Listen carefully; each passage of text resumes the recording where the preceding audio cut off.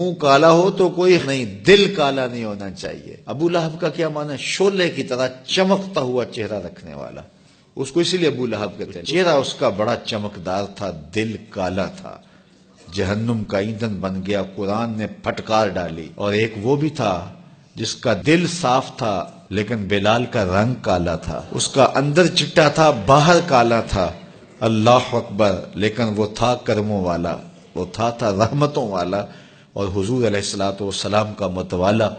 تو بات باطن کی ہے، بات۔ آؤ میں پیروں کے پیر کی کہانی سناؤں آپ کو۔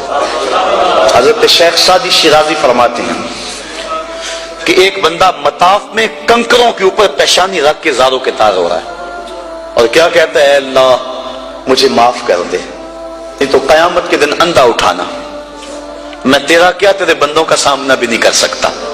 اتنے درد سے روتا ہے کہ لوگ اپنی دعائیں چھوڑ کے اس کے لیے دعا کرتے ہیں۔ ایک بندہ تو چھوڑ چھاڑ کے قریب کھڑا ہو گیا اور کہتا ہے مالک اسے معاف کر دے، مالک اسے معاف کر دے۔ کافی دیر کے بعد وہ شخص جو روتا تھا اٹھ کے جانے لگا۔ اس کو تجسس تھا کہ میں دیکھوں تو صحیح یہ کون ہے اور اس کو تسلی بھی دوں کہ اللہ بڑا کریم ہے، تجھے معاف کر دے گا۔ جب اس نے جھک کے جھانک کر دیکھنا چاہا تو چیخیں نکل گئی۔ یہ زاروں کے تار رونے والا وقت کا غوث شیخ عبد القادر جیلانی، آج کا پیر تو گارنٹی دے رہا ہے نا۔ آؤ اس پیر مرید کی کہانی سنا رہا ہوں۔ حضرت جنید بغدادی فرماتے ہیں میرے ماموں نے تنہائی میں مجھے بلایا اور مجھے وصیتیں کی۔ جب ایک وصیت کی تو میرے پاؤں تلے سے زمین نکل گئی۔ کہنے لگے بیٹا جب میں مر جاؤں تو میری قبر بغداد سے باہر بنانا۔ میں نے پوچھا حضور کیوں؟ فرمانے لگے میری بدعمالیوں کی وجہ سے کہیں بغداد کی مٹی میری لاش کو قبول کرنے سے انکار نہ کر دے اور میں لوگوں کے سامنے رسوا نہ ہو جاؤں۔ یہ ہیں وہ لوگ تتجافا جنوبہم عن المضاجع، جن کی کروٹیں بستروں سے الگ رہتی ہیں، اللہ کو خوف اور طمع میں پکارتے ہیں، لیکن زندگی کا ایک ایک لمحہ تقوی سے عبارت ہے۔ دنیا میں تکلیفیں سہی۔ حضرت امام جعفر صادق ساری زندگی ٹھنڈا پانی نہیں پیا، فرماتے تھے کیا خبر کہ اس کے حساب میں چکرا جاؤں۔ اور آپ کے مریدین بیٹھے ہوئے ہیں، آپ بھی بیٹھے ہوئے ہیں، لوگ بیٹھے ہیں۔ کہا یار آج ایک دوسرے سے وعدہ نہ کر لیں؟ کہا کیا؟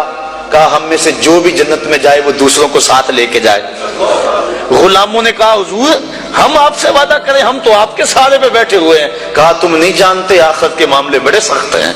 یہ امام جعفر صادق کہہ رہے ہیں، یہ ان کی زندگی ہے۔ جن لوگوں نے اس بات کا خیال رکھا کہ ہمارے رب نے ہمیں پوچھنا ہے اور ایک ایک بات کا ہم نے جواب دینا ہے، یہ بات درست ہے کہ اللہ اپنے فضل سے معاف کرے گا، لیکن سحری کے وقت اٹھ کے سسکیاں بھرنے والا اور رات شراب خانے میں گزارنے والا کیا قیامت کے دن ایک صف میں کھڑے کر دیے جائیں گے؟